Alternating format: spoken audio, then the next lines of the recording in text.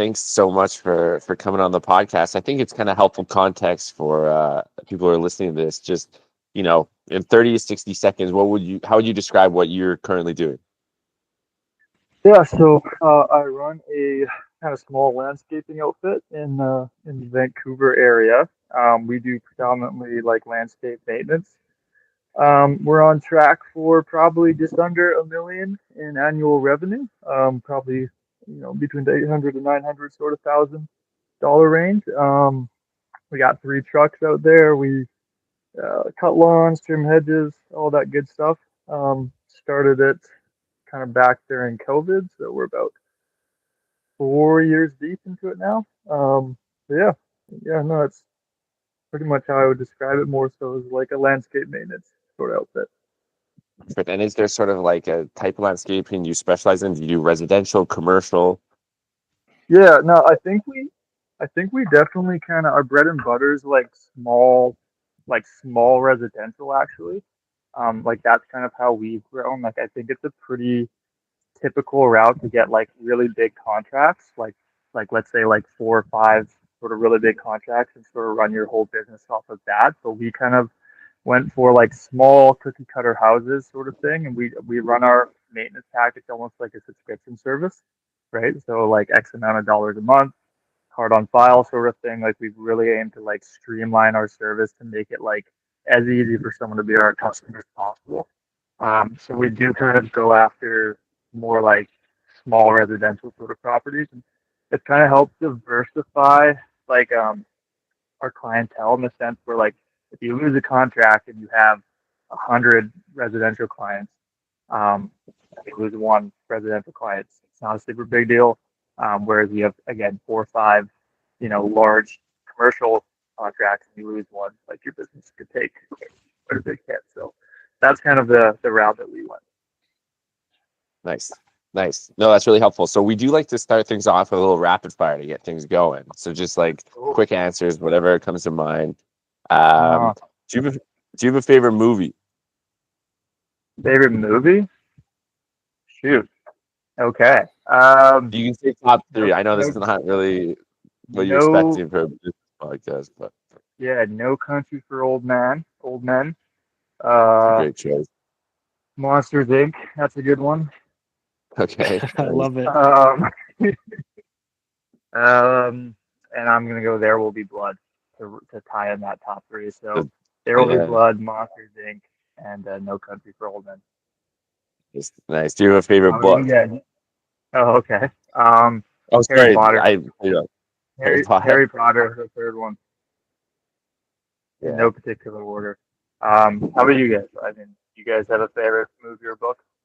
That's tough. I feel like we never got asked, but for favorite book or favorite movie story, I'm gonna say Place Beyond the Pines with Ryan Gosling and Bradley Nice. Cooper. I really like that one. Yeah.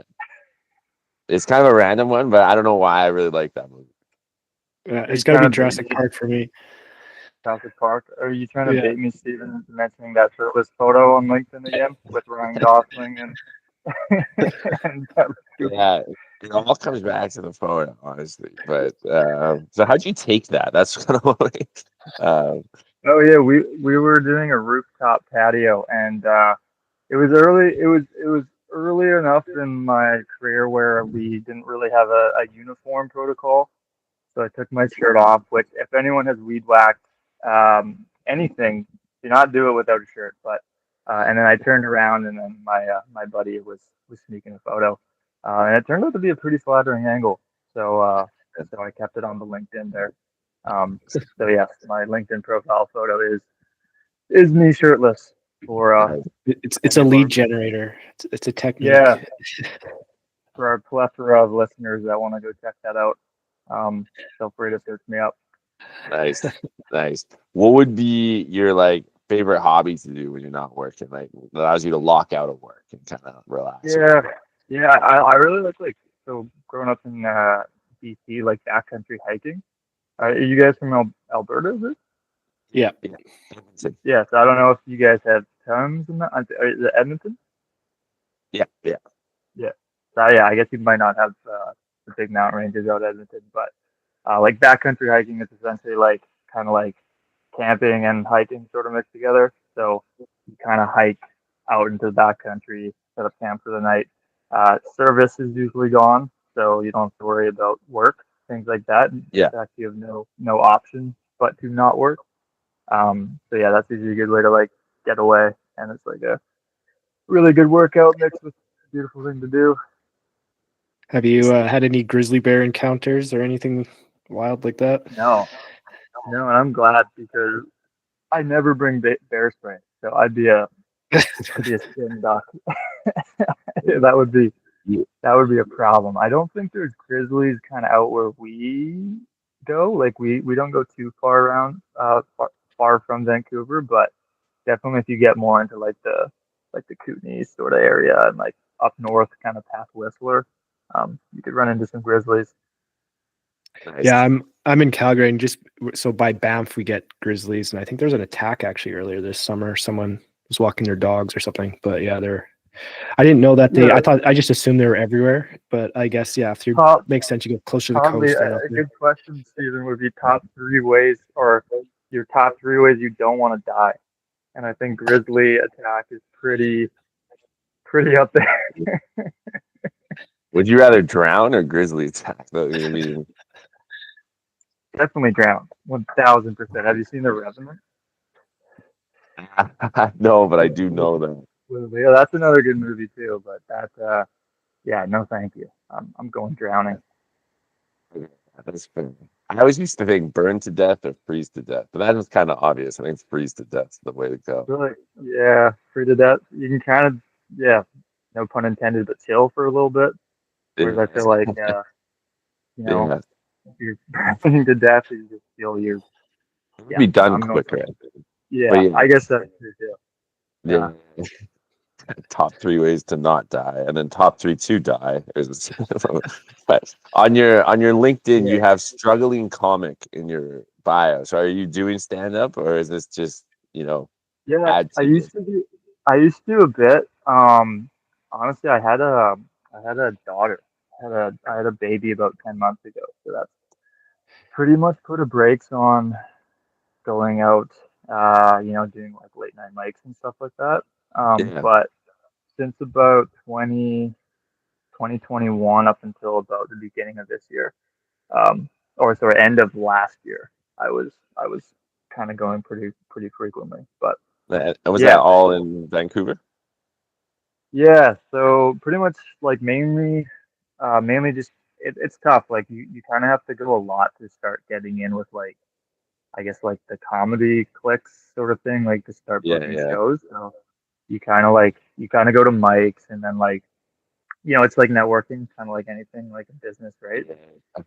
Um, and then eventually enough people see you, you start to book the odd show, sort of thing like that. Um, it's not was never a second source of income. It was Yeah, yeah.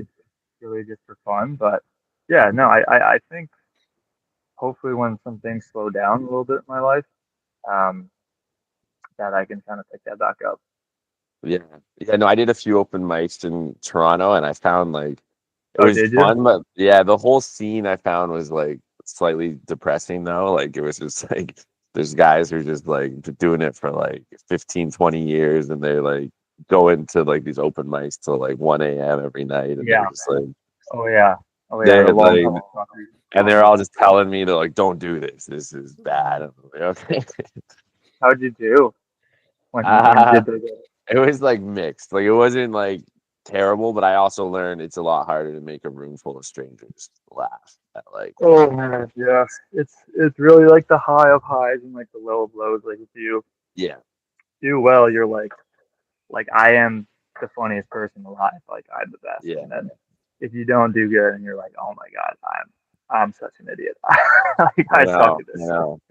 And then you're going on stage like so late at night and you just got so much adrenaline. I found like I just couldn't sleep after. It kind of like really messes up. Yeah, Like you can't have like a yeah. normal Totally. job. No, yeah, it was hard for me particularly because like yeah, a lot of the other people, like a lot of the other comics, like I'd ask them what they did for work, and it was like like oh, I'm waiting tables, things like that, like things that like Yeah. really fit with that sort of lifestyle. And I'm like, it'd be like a 12 a.m. spot, and like yeah, I gotta wake up at 6 tomorrow to go cut grass. So Yeah. No, it's tough. Last one. If you got a $20,000 grant, what would you do with it for your business? $20,000 grant. Um, Good question, man. I mean, I think like one thing we've we've grown pretty like sustainably. Like we've never like really like thrown a lot of fuel into like the marketing sort of channels like that. So I think like to have a bit of cash to burn to try to like do like a quicker even if it was just like a one season game plan to like really like fuel up like the Google ads or like whatever sort of route that was. Um, that would be kind of fun to do. Yeah. Um, even if it was like a guerrilla marketing, hire someone to go door to door or something like that. Either that or buy a truck, one of the two. Yeah. Yeah. Nice. Awesome. No, that's helpful. So that's the rapid fire. So we can kind of get into like understanding like the process of starting your business. So I guess just quickly, where did you grow up, and did you have any entrepreneurs in the family that kind of inspired you to go down this route? Yeah, no experience in the family.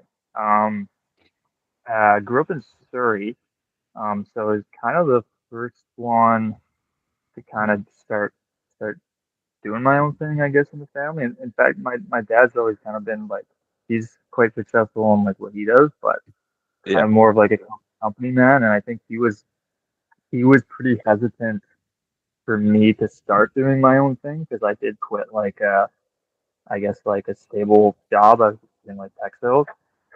Um, but I had a good background of hustling in the Facebook marketplace. And like I would so a little bit more background. I before I had like tech sales job, I worked at a company called 1-800 Got Junk. I don't know if you guys have heard of them. They're pretty big. Um, Yeah. and I would like find stuff like people be getting rid of like a tennis racket or something like that, and then I'd like put it on Facebook for like $20 or we get like mattresses or something like that and sell it. And at the time, I was living with my parents, and like their living room was just full of crap, it's like workout equipment, like like just things I was trying to sell on like Facebook. So I think he saw that. I'm like, okay, like maybe you can do okay in this, but yeah, that was kind of a long-winded answer, but no really like role models like in my life to sort of base that off of. Yeah. So you went to UBC, correct? And you studied business? Yeah, UBC Okanagan. So it was like a Yeah. bachelor of management. Yeah, And you were on the soccer team there too, right? yeah, yeah. What I position were you? we were really, I was a bit of a utility. So like when I wasn't on the bench, the coach would kind of try to throw me into wherever he could kind of fit me. Like my first year, he played me like a striker because he thought I had potential as a striker. I played probably like 5 games all season, and he was like, "Yeah, you're not a striker." I didn't score any goals. And then my natural position was like I don't know if you guys know soccer, like a fullback, like the Yeah. outside defense. And then I was playing there and doing really well, and then I tore my meniscus, um, like meniscus or MCL, something like that. And then my whole second year got kind of thrown up. And then that was pretty much it. I never was really able to claw my way back into too much playing time, but it was a lot of fun. Met a lot of solid dudes. Played on the soccer team. That was kind of the reason why I went there, was because I got an offer to play soccer. Like I don't know, I feel like when you're 17 and you're choosing a degree, like that's I mean, not really. I was like, yeah, it's probably good. Like my friends were good, right? Like it wasn't as much of a that wasn't as big of a reason why I went to soccer. So you study management, and then so your first job was in tech sales when you graduated. So how long did you do that for? Uh, Tech stuff. Okay, so yeah, so like I said, I finished um, the management program. I did that.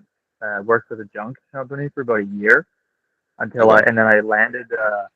I landed my first sales job with a company called Stockhouse Publishing, and that lasted 4 months. And then it was a BDR, so like an entry level sales representative, and you're just doing outbound. So I pretty much just copy and pasted emails 80 times a day, and I hated it obviously. So I quit, and I tried out another like staff company that I did for probably about 2 months, and then I quit that to go do the landscaping business that I'm doing now.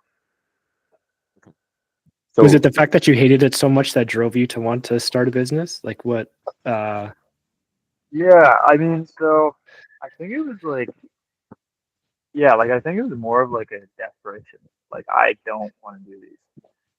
Like I thought, I mean, kind of going back to like business school and all that stuff. Like it's there's not a lot of like I don't think they really like promote the trades a whole lot.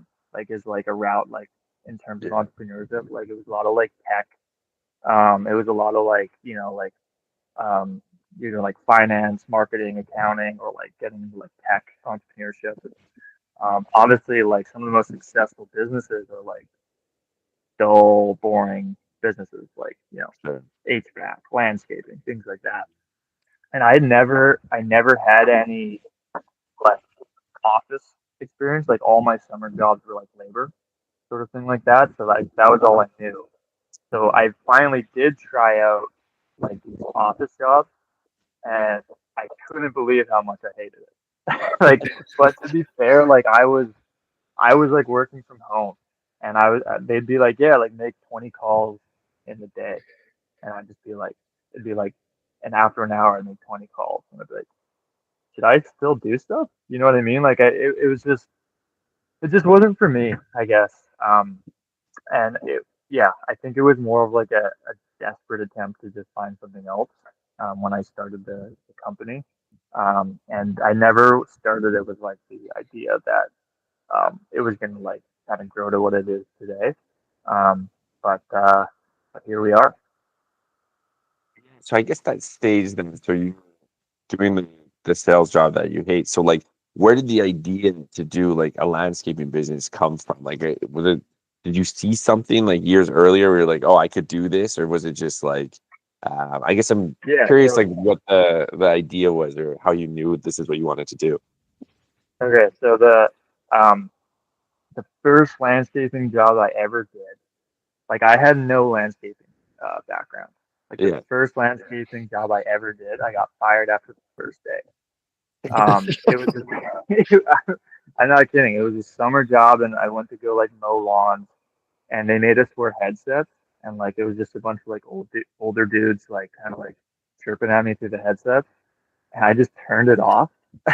And then, like, at the end of the day, they're just like, "Yeah, you need to go." And that was my one experience in landscaping. But when I started this company, the idea wasn't actually like mowing lawns. It was I was trying to do something like a little bit more like niche, and it was like the name's Vancouver Gardenbox, and it's because um, I had started just doing like garden boxes. Like I just wanted to build wooden garden boxes. Because I think at the time, like my thought was like when you're starting a business, like it's gotta be unique, sort of thing. Like I think that's how most people think when they go about it if they haven't done it before. Like I can't remember the term. It's like blue ocean versus something where I have to Sounds like familiar. Yeah. create a whole new thing, and like that was kind of my idea. So my garden boxes I built were pretty much like 4 planks of 2x10, just screwed together. I had no carpentry experience. I built some really bad garden boxes for a handful of folks. And then eventually people started just asking me to like, hey, do you cut grass? Sort of thing like that. And I was like, yeah, yeah, I cut grass. And then that was like a lot more profitable because it's just a service, right? Like there's no Yeah. um, uh, material expense, and then that kind of came to be something that I could grow a lot easier. So the garden boxes were your first product, essentially, if I'm understanding. Yeah, if you can call it a product, literally 2x10s screwed together, and like I think half the ones I built my first year, I got like an email like 3 months later being like, hey, this thing's falling apart. So so So like I don't know. Yeah. how'd you market them? So you build you get this idea, you build the garden boxes. Did you go door to door? Like how did you get the was it word of mouth through Yeah, man. friends? How were you Yeah. getting that initial? Little, little callback to Facebook Marketplace earlier, but I had success. Like you'd be amazed at the crap you can sell on Facebook Marketplace. So while I was working like the second sales job, I made a garden box in my backyard. And then I took a photo of it, and I pretty much was like on Facebook Market, like who wants some sort of thing like that. And then I got like 40, like when you have something, when your phone blows up, you make a nice post on the marketplace. I don't know if you guys have sold that. You either underprice something, your phone just blows up like, hey, is this available? So I started getting a bunch of people asking me, and then like while I was working, I was like, I'd like finish work and then go like you know build a build one for someone, and it kind of just like kept me pretty busy all of a sudden. Um, and then I eventually just quit because I was like, I think I'll at least give this a go. Um, but yeah, sorry. My first product was these planter boxes. Um, and then eventually people just started saying, okay, do you cut grass, things like that. And I started doing that. So how long did it take you then to like give up the garden boxes and just go full to like landscaping? Yeah. I was like clinging on to them pretty good because I thought this was some like genius idea. Like I created a whole like try to create a whole like pricing model around them. Um, Yeah. like by the square foot, like you know what I mean? Like just something Yeah. like super straightforward, like this many square feet, this much. Um, but like yeah, not that many people were after the boxes. Like a lot of people wanted like their lawns cut, weeds pulled, and then it just kind of like gradually, I'd say by like this second year, um, it was like majority kind of landscaping work. And then around the third or fourth year, like I had a business partner come in, and we were like, hey, no more garden box. Like we're not Yeah. doing them anymore. Just trying to keep like our like focus on our core services. Yeah. Interesting. So you quit your job doing the sales, and then you're doing the garden boxes. So like during that phase, like did you immediately make enough money off the garden boxes to kind of replace what you were making from the sales job? Or like what was that period like? Was it a struggle, or No, did you immediately get yeah, traction there? Yeah. I don't know. I think it was like a pretty good job market back then. Like it was pretty. I Yeah. think like I wasn't worried about money too much because I kind of was telling myself that I could like find another job. I think I was probably in my first year. I was definitely making like a bit less, but enough to get by. Like my costs were Yeah. pretty low. Like I was didn't have a kid back then. Had like $700 rent sort of thing like that. So definitely, I kind of told myself like you're gonna have a lot more fun this year. You're gonna make a little less money, but like if I keep going at it, like I will sort of I will eventually kind of start earning more than I was before. And that's where we are now. But I think like a lot of people have kind of been like, oh yeah, that's really brave to like quit your job. But for me, like it was kind of a no brainer. Like it's just something I wasn't really enjoying, and like couldn't really stand the thought of doing for another year, let alone for much longer than that. Um, and I wasn't too worried. I had some savings. Um, I was pretty ready to like take that step. Yeah, and I was fortunate that way. Like a lot of people, um, like yeah, you do have to really consider that the money sort of thing. And like at the time, like I never took on debt like from the get go, right? Like I never invested a bunch from the get go. Like I just like, oh, you want this job done? Like, okay, I'll buy the materials for that, price it out, and like instantly start making money. Like I think that's Yeah. like partially the benefit of like a pretty simple business. Like, I would definitely encourage anyone who's like thinking about just wanting to get going, like, yeah, go buy a pressure washer, go buy a lawnmower. Like, you will make money within your first two jobs. sort of thing like that. Yeah. Yeah. No, I think that's kind of interesting what you're saying too, that like I think often like the idea an entrepreneur has, you start it and then you realize that's like not what people actually want. And it's like you got to Yeah, be like flexible enough to be like, all right, like I have to give them what they want. Like there's no like I yeah, don't know if it's the yeah, same when you're man. doing stand up. Like you're writing a joke and you think it's like a funny joke, then you get feedback, and then it's like, oh, this isn't funny, but like something in Yeah, there, like a little chuckle that I was not expecting. Then you go down that route. yeah. I mean, I thought I was giving people what they wanted when I was doing stand up, but it definitely it could go either way. Yeah, Yeah, I yeah, think it's a fine line though, right? Like, cause like you do kind of want to like, as if you're starting like a business like you're passionate about, like I think it's also important to like stand firm, like a little bit on like not just fold right away, like oh, like this isn't what people want, but I'm really passionate about doing it because there are like niche, there are you can have a successful business around a niche market. I think for me, I just wasn't that tied to the idea of the boxes. I was pretty willing to jump ship. So in my case, it worked, but I would say it is kind of a fine line. Like I think you really have to have an idea of what you want to do if you are going niche. Like you really have to have be ready for a longer game. I don't know if that makes sense. Yeah, well, that's great. You mentioned that pivot from garden boxes. People started asking you, and then I heard you mention a business partner. Could you maybe talk about that ramping up stage of just like you went from selling one thing, you start getting asked to do services. Like, what was that like? How quickly did you ramp up, and did you start marketing yourself different? How did you meet your business partner, etc.? Yeah. So like first year, like I quit my job in like April and pretty much started it going to like April to October ish, like because it's a seasonal business. Did about $40,000 in revenue that whole time, like just myself, like ripping around in a truck, trying like taking jobs off Facebook. On year two, I was coming back into it like I'm ready to try to get a little bit more legit. And I like hired a buddy who started working with me. So like that's automatically you're able to like double your work capacity, and like it was important for me to like get like a functional website, like get on Google sort of thing, like do reviews.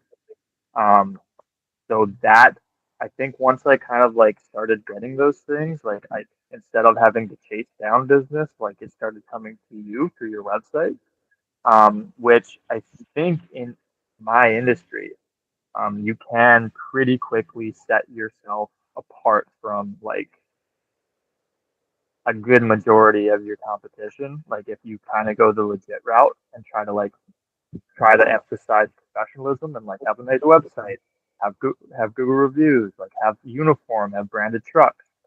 Um, so yeah, year two was kind of starting to go that route. Still not quite there. We did about 250,000, 200, 250, which is a big jump. yeah, And all of a sudden it feels kind of like, okay, this is something. And then that was with a 2 to sometimes 3 person crew. Year three was about 450.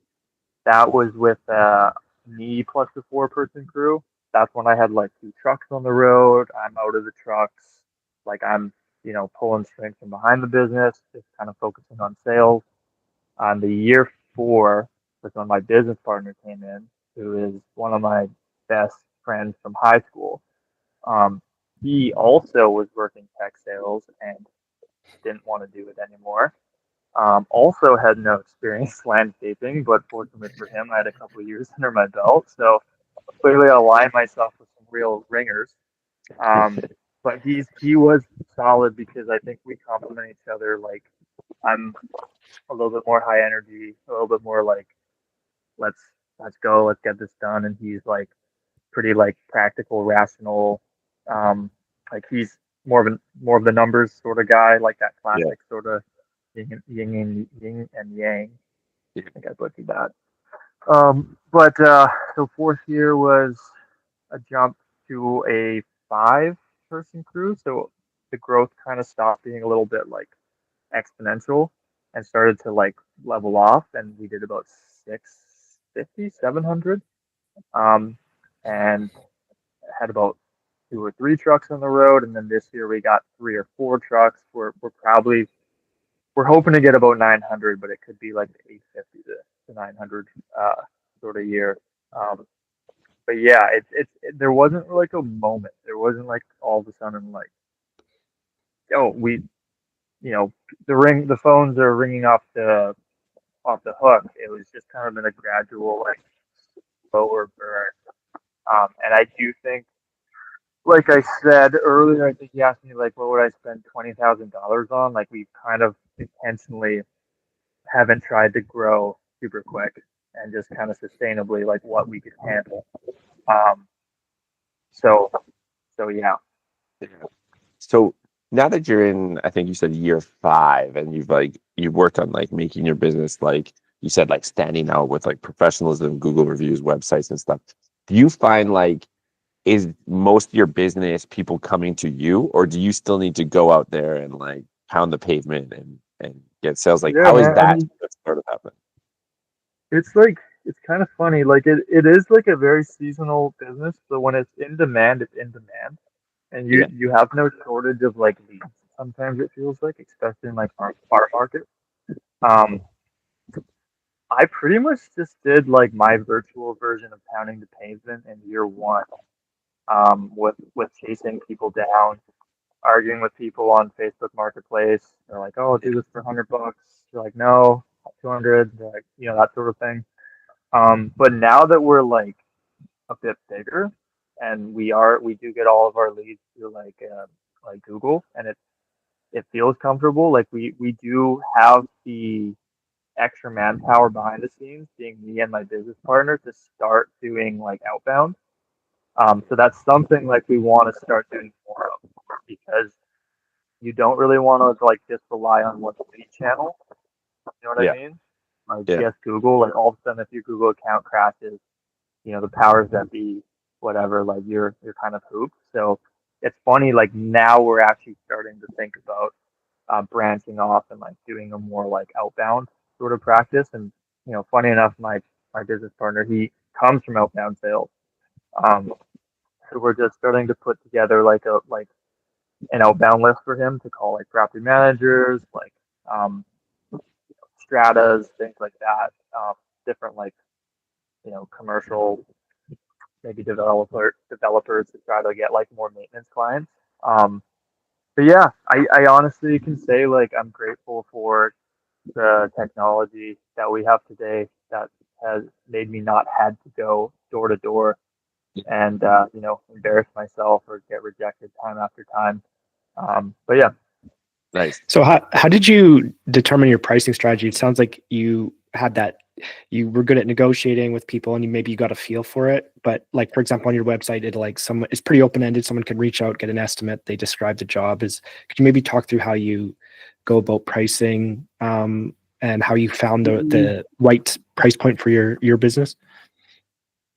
Yeah, I mean, it was a bit of guesswork. Like, I think, especially at the beginning, like, and this is something like, again, we do have any aspiring landscapers or just not, like, I would say start like, just get business, just get clients, just keep busy.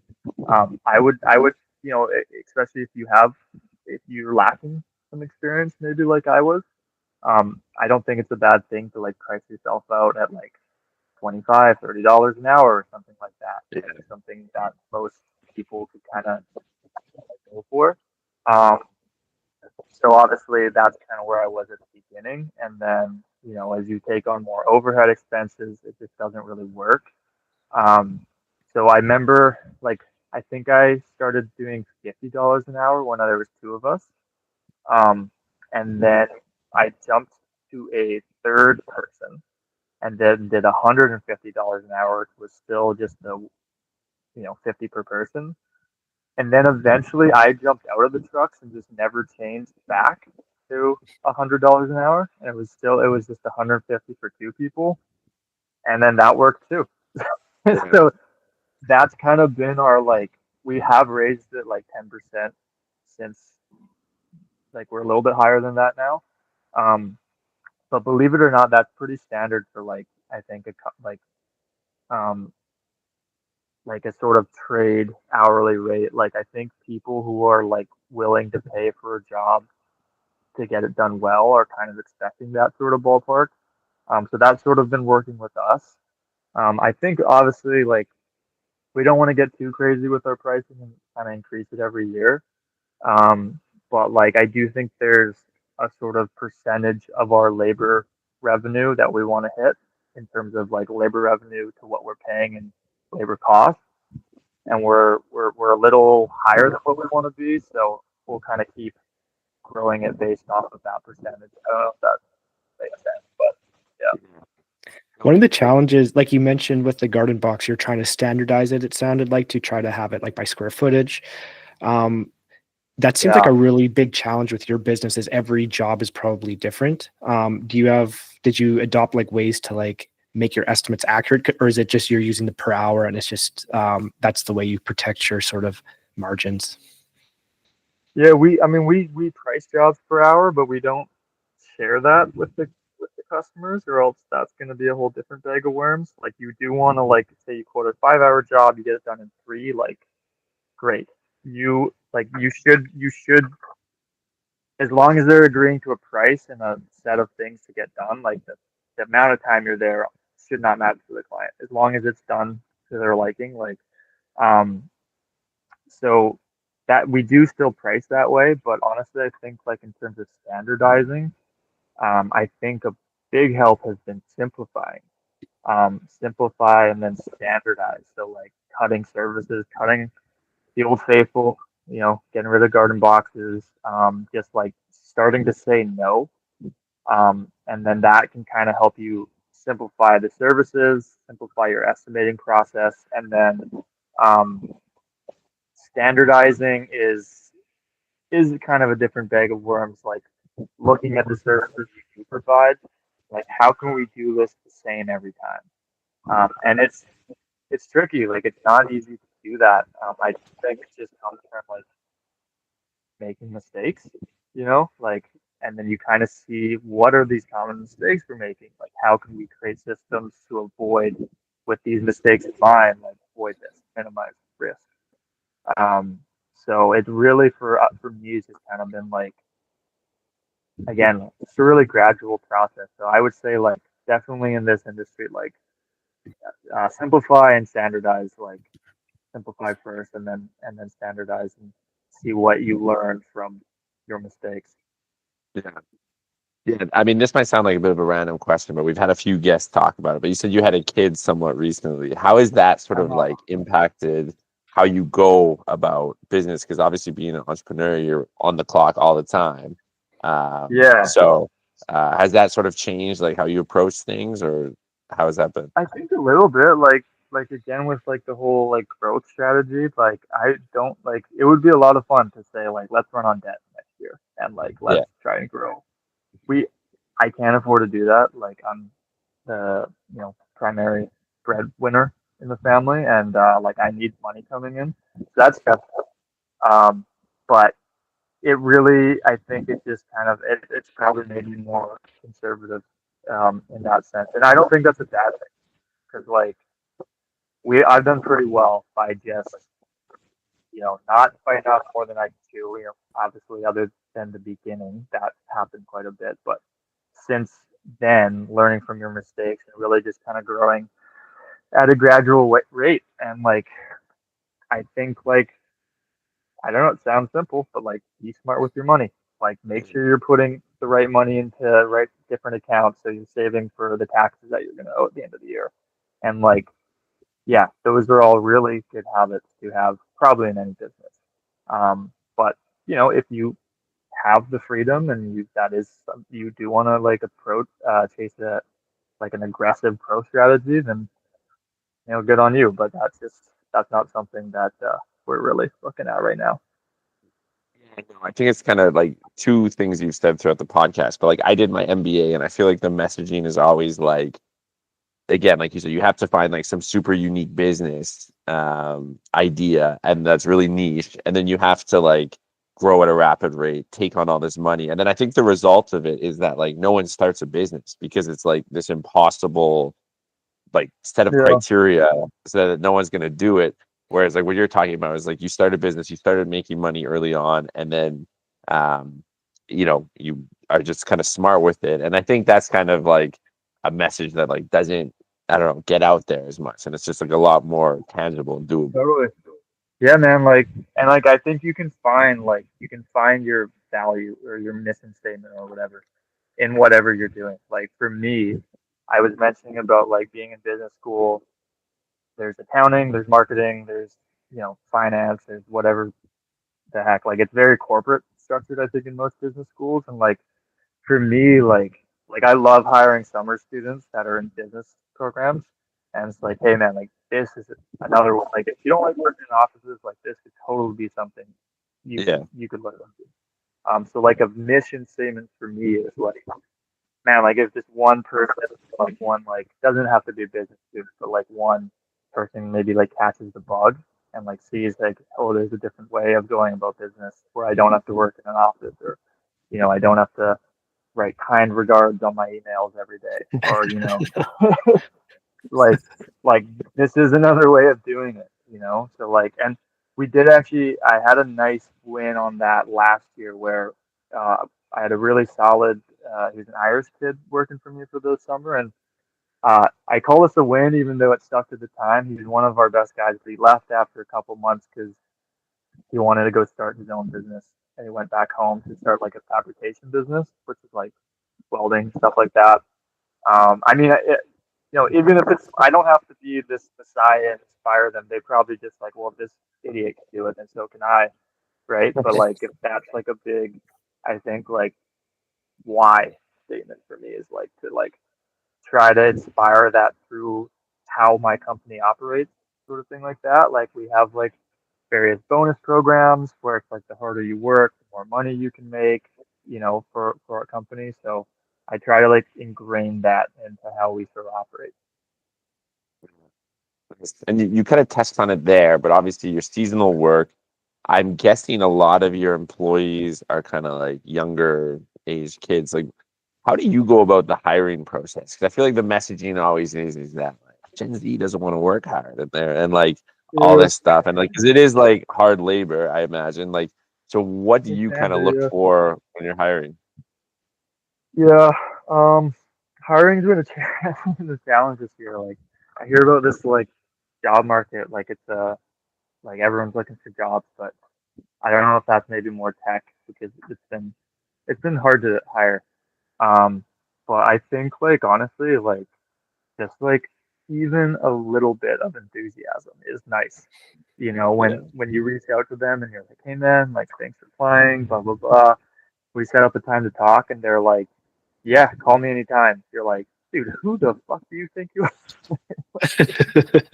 I don't know. Like if you can respond and just be like, yeah, I would love to talk, that sort of thing, and like if they ask good questions in the interview process, like that's always nice.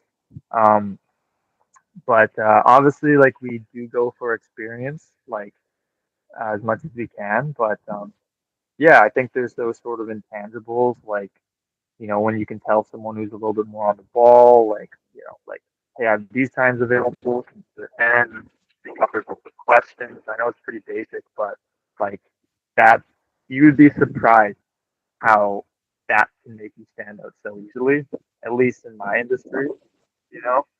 Um, so yeah, definitely. I think like I'm pretty drawn to like the more like type A personally when I hire. But yeah, I don't know if that answers your question. I kind of forgot what it was, but um, It's like, yeah, what you look for hiring, and you just be like some enthusiasm. dude, some enthusiasm, just some Yeah. like Yeah.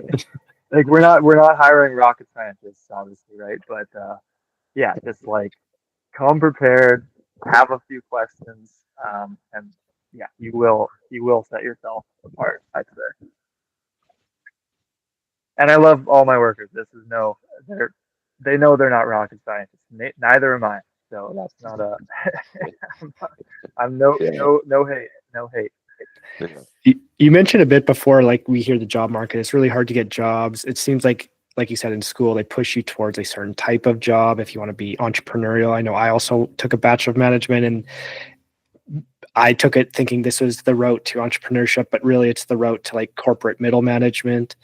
But it kind of seems like there's a lot of opportunity opening up in, like you mentioned, the trades or these more like physical brick and mortar type businesses where everyone's thinking like tech and these other sort of office job.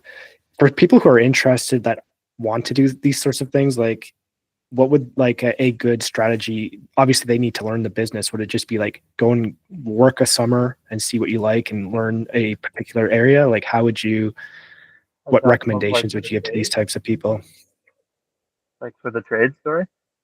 Yeah, like maybe a business, like it could be landscaping, it could be anything that's not this traditional like white collar office work. Yeah. And so like I think there's like there's kind of like a spectrum of blue collar businesses where it's like you're gonna do like plumbing, HVAC, electrical, like okay, like you need your degree. Like that would be wild if I just try to be like hey, I'll do your plumbing on Facebook Marketplace, like you do need experience, like formal training, I think. So if you are looking to get into those, go get your ticket. But there's also like another side of things like grass cutting, pressure washing, junk removal, painting, maybe even, that I think are like really low barrier to entry sort of businesses that like, yeah, I would just say if you're looking into those sort of businesses, like that is more like just go and start sort of thing. Like go buy a pressure washer, go make some posters, sort of things like that. Like that's, and I mean obviously those initiatives like are gonna help you lots in any business, but like if you want a low barrier to entry business, pressure washing, painting, things like that, like yeah, just get started. Like yeah, it's just action. Like I think if like I remember trying to think about my name for like a while, and then I just was like, no, I'm just gonna call it Gardenbox because that's what I'm doing, and it doesn't matter. Like your name, like like it's really, I wouldn't try to make sure you're drawing up the perfect logo or things like that. I mean I think your time's probably better spent in those early days, like one foot ahead of the other, and just get something done today. Yeah. I don't know if that makes sense, but I can definitely relate with Creature Waste Surf of just thinking like you needed the perfect logo, the perfect name, and like we hired some like people. Yeah. So like it was just like I spent so long trying to figure out like I just thinking that had to be perfect, and then people would come to you if you had like the perfect photos, the perfect logo, and then like that was not at all how it went. And then it's just, how did you land on Creature Waste Surfing? We actually worked with like a marketing firm that kind of helped us, and they gave like 10 names. And like again, I think if I was to do it again, like I think we would have just done it ourselves. Like I'm not unhappy with it, but it was just like as you go through it, you're like, oh, I could probably have. But has anyone ever like what the hell were you thinking? Why did you name it that? Yeah. We haven't got that yet. But no, it doesn't matter a whole lot, I think. But yeah, it's something you kind of get in your own head about in the early days, and I think it can kind of like slow you down a little bit, For sure, and I think that's very much like the business school method of thinking a little bit, where it's like, I mean, not to shit all over like formal business school, but it's like they just want you to like, they just make it seem like you have to be like so dialed, so polished, have this super niche idea, and it's like I don't know if that exists. Yeah, for sure, man. But, I agree. Yeah.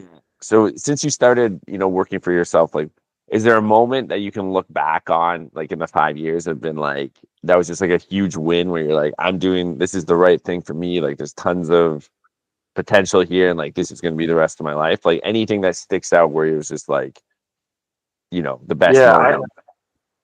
I still don't really like think this is something that I want to do forever. Like my goal is to build the business to leave it, right, or sell it. But